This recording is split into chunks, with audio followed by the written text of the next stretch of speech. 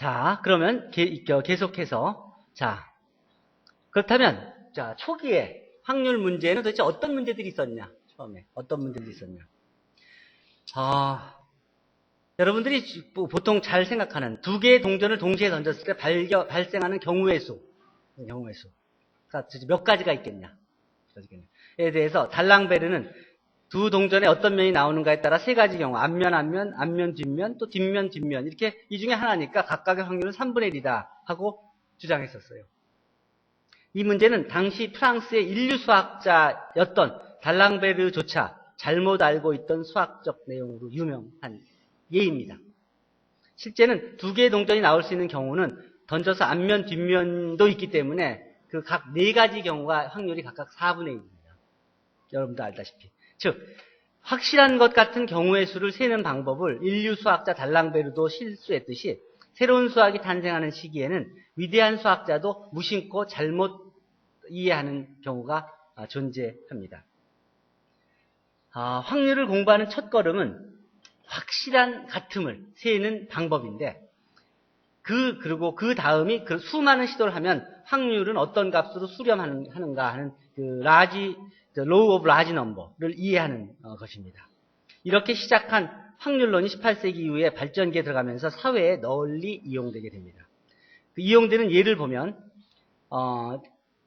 베르누이는 도덕적 기대값의 개념을 소개했고 볼테르는 재판 판결에 적용된 확률론, 또 뷰퐁은 도덕 문제의 확률론, 콩도르세는 투표에 의한 결정의 확률, 뽀아송은 판단의 확률에 관한 연구, 또 문학에서는 푸시킨은 스페이드의 여왕, 도스토옙스키는 도박론 같은 책을 쓰면서 사회의 여러 분야의 수학, 특히 확률론 내용이 전달됩니다.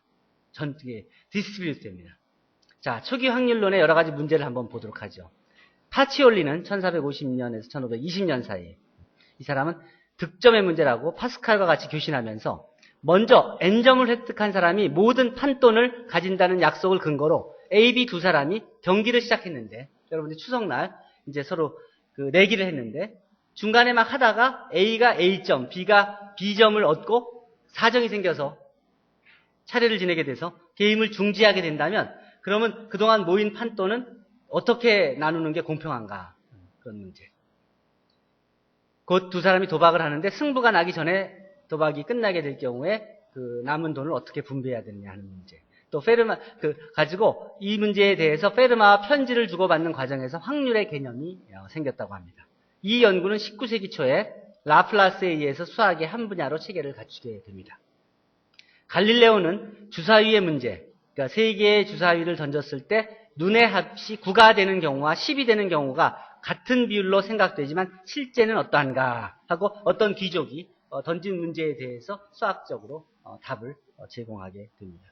파스칼은 두 개의 주사위를 24번 던졌을 때 적어도 한 번은 두 개의 주사위 모두의 눈이 동시에 6이 된다는 편에 승부를 걸면 그러면 내가 득이 되느냐, 내가 이런 내기를 했을 때 내가 혹시 손해보진 않겠냐 하는 귀족에 대해서 이런 질문에 대해서 답을 주게 됩니다. 다니엘 베르누이는 상트페테르부르크의 문제라고 A는 동전을 던져서 앞면이 나오면 B로부터 1원을 받고 또 만약 뒷면이 나오면 또 한 번 동전을 던져서 앞면이 나오면 B로부터 2원을 받는다. 이것을 N회 던져서 먼저 N-1회는 계속 뒷면이 나오고 N회에 비로소 앞면이 나오면 이 2 to the N-1원을 B로부터 받는다고 약속했을 때 A가 B로부터 받을 수 있다고 기대되는 금액은 얼마인가? 이런 문제들을 생각하게 됩니다.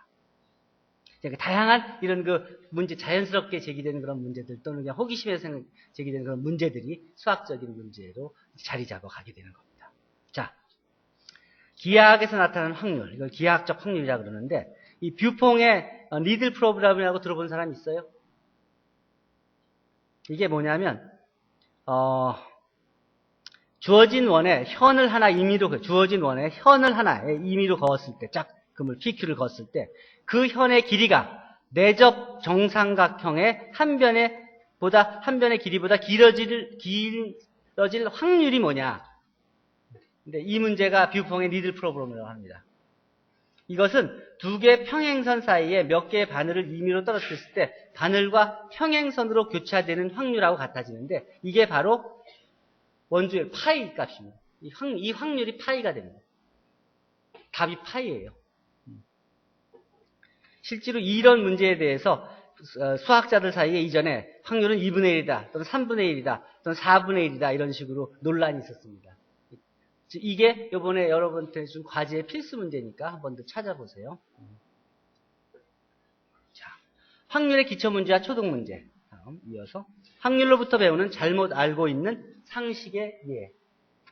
확률로부터 배우는 잘못 알고 있는 여러분들이 알고 있는 상식.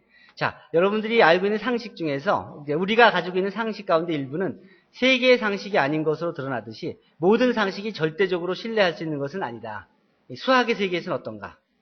오히려 다양한 학문 중에서 수학은 가장 논리적이기 때문에 그 논리를 따라가다 보면 역설을 만들기가 쉬워서 오히려 상식적이면서도 비상식적인 소재들이 많이 있습니다. 첫 번째 예를 보여주는 게 벤 다이어그램인데, 벤 다이어그램은 어떻게 그러냐면 자연수들의 집합, 그리고 이렇게 그림을 딱 그렸거든요. 자연수들이 집합 요 안에 있다. 다. 벤 다이어그램에서. 근데 여기 자연수의 개수는 무한인데 요 유한인 그림 안에 모두 있다고 했는데 도대체 이 말이 무수히 많은 자연수가 모두 이 안에 들어갈 수 있을까? 또 이게 무한보다 유한이 크다. 여기 긴 직선 위에 무수히 많은 점. 직선은 길게 X축이 있다 그래요. X축에 무수히 많은 점이 있는데 무수히.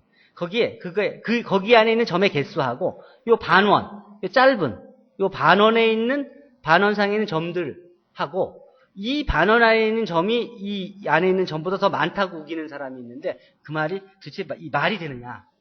실제로 여기서 근데 그 사람의 논리는 여기에 점이 있다 그러면 금을 이렇게 연결하면 돼요. 여기에 점이 있다 하면 이렇게 금을 연결하면 여기에 한 점 대 한 점 1대1 대응이 되니까 여기에 아무 걸 골라도 여기에 다 1대1 대응이 되는 점이 있으니까 이쪽에 있는 모든 거는 이 안에 있는 부분 집합이라고 생각할 수 있지 않냐. 개수가 하고 우기는데 그 말이 도대체 맞나?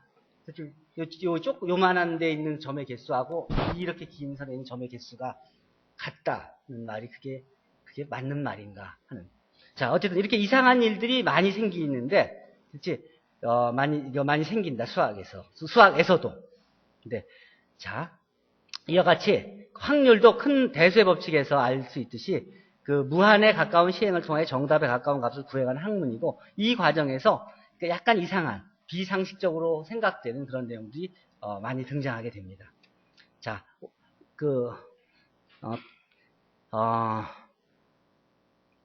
필연이 아닌 예측, 앞에 상황, 예측하는 것은 우리가 뭐 증권도 그렇고 다 예측하는 경우는 우연의 가능성, 즉 개연성을 모두 수치화하여 추측을 하는 것인데 이런 문제는 오래전부터 당연히 사람들의 관심을 끌어왔겠죠. 이 가능성에 투자하는 도박이야말로 이 확률 게임의 대표적인 예인데 이 확률론이 수학의 한 분야가 된 것은 17세기 이후의 일입니다. 아까 옆에 여러분들이 보아왔듯이 자, 직감이나 상식은 위험하다. 자, 두 개의 확률의 사이, 수학적 확률과 경험적 확률, 계산으로 얻을 수 있는 확률, 또 실험으로 얻을 수 있는 확률을 수학적 확률이라고 하고 여러 번 시행함으로 얻을 수 있는 확률을 경험적 확률이라고 하면 이 두 개 사이에서 두 개 일치해서 추측할 수 있는 그래서 이런 것들로부터 유도되는 결론들을 우리가 신뢰할 수 있느냐? 자, 한번 얘기해 봅시다. 기초 확률의 유명한 문제. 던져진 세 개의 주사의 눈의 합이 9와 12인 경우를 비교해 봅시다. 눈의 합이 9인 경우는 이런 6가지 경우가 있고 눈의 합이 10인 경우가 이렇게 6가지가 있는데 두 경우 모두 6종류인데 그렇다고 합이 9가 나올 확률과 합이 10이 나올 확률이 같다고 말할 수 있을까요? 있을까요? 자, 두 번째. 오른쪽 전개도들을 만든 두 개의 주사위를 동시에 던졌을 때 0과 0이 나오는 경우가 제일 많을까? 0은 3개고 나머지는 2개고 하나니까 00이 나올 확률이 제일 많을까? 더 많을까? 다른 거. 두 사람이 제비를 뽑을 때 앞 사람이 유리할까? 뒷 사람이 유리할까? 40명의 이 학생이 있는 학급에서 생일이 같은 사람이 적어도 한 쌍은 있다는 내기를 한다면 있다는 쪽에 거는 것이 유리할까? 아니면 없다고 하는 쪽에 거는 게 유리할까? 이런 문제들. 이게 이번에 과제 중에 하나니까 한번 생각해 보세요. 뒤에 간단한 답은 있어요. 좀 더 찾아보면, 뷰펑의 니들 프로브럼이라든지, 이런 문제들, 경우의 수라든지 이걸 정확하게 따지면서 차이가 뭔지를 알게 될 겁니다. 자, 마지막 페이지 같은데, 자, 한번 생각해 봅시다. 룰렛. 빙빙 돌리는 바퀴의 도박, 룰렛. 도박의 의미는 재물을 거고 우연에 의하여 재물의 득실을 결정하는 것을 말하는데, 이 한국의 형법 246조를 보면 도박을 룰렛, 화투와 같이 당사자의 행위에 관계없이 승패가 결정되는 것으로 예를 들고 있다. 트럼프나 마작, 화투를 이용한 게임이 당사자의 행위로 이기고 지는 승부가 결정된다고 하지만 법률적으로는 다 이들 사이에 다 차이가 없이 다 도박이라고 합니다. 우리나라 형법을 한번 볼까요? 형법 246조.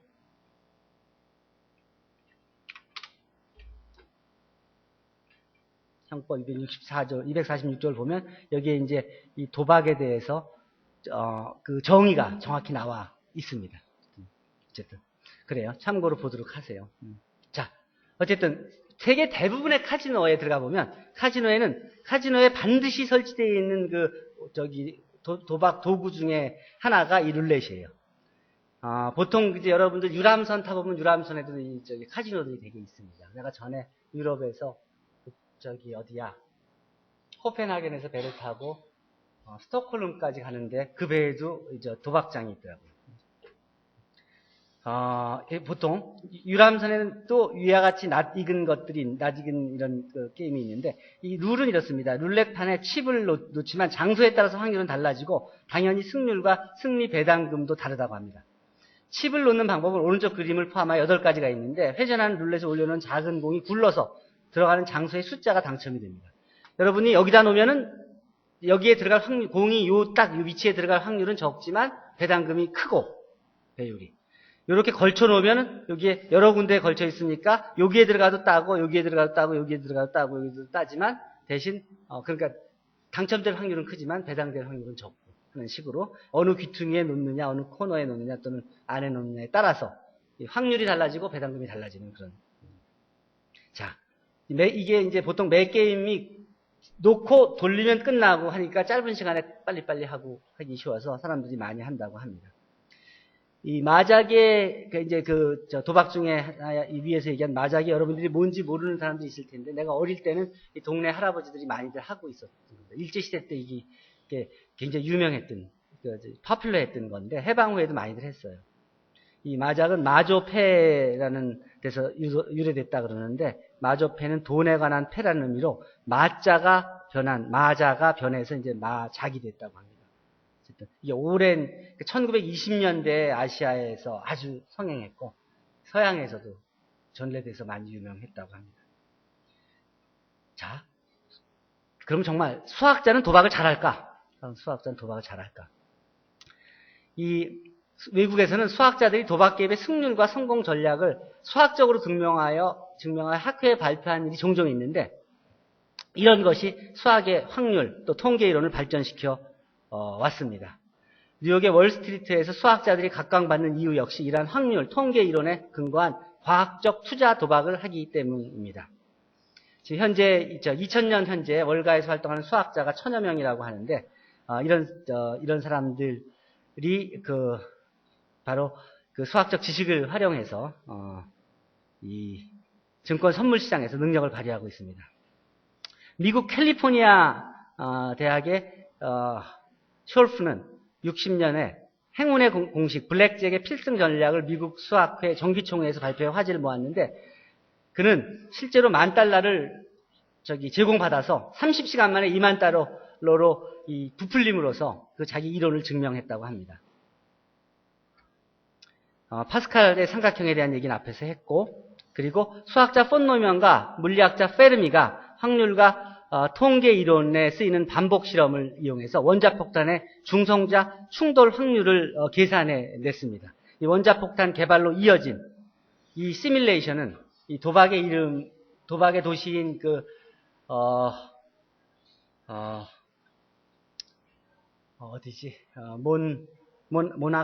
모나코에 있는 그 지방 몬테카를로를 따서 몬테카를로 방복이라고 명명했고 그리고 실제로 이 페르미는 여기 물리학 전공 학생 있죠?